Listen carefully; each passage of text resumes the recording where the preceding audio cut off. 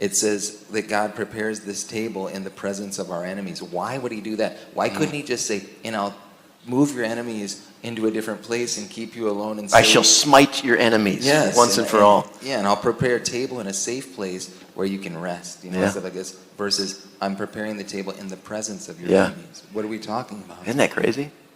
What's one of the things with the film that we did, so you guys will get to this, is if you've seen it or as you journey through the series, you see where the table is. The table's in this place of beauty and rest, but it's right on a cliff. It's a long ways down.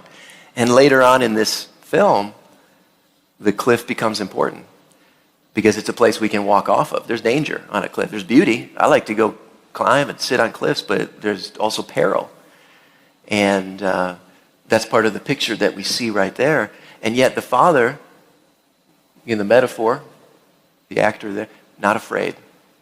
Not afraid. And that, I think, is what the Father, our Father, wants for his sons, is to be able to be anywhere in front of anything and not be afraid.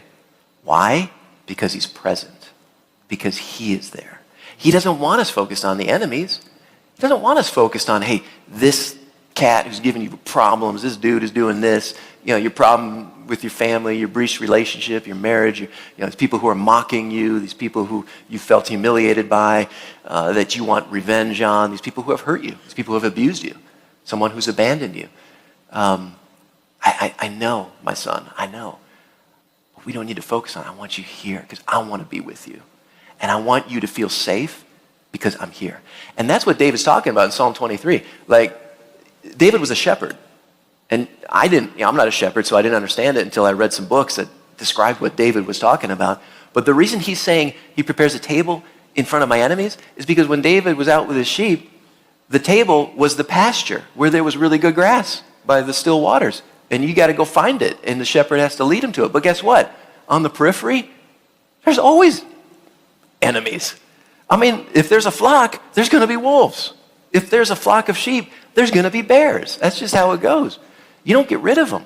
You watch Nat Geo documentaries on the Serengeti, and you look at the movements through Africa. Like, how in the world are those gazelles so chill when the camera pans to that lion right there? Like, they know they're there. But there's this movement in community, in this herd, that says the lions are always going to be there. Don't focus on them and don't try to get rid of them. Know that the shepherd is there.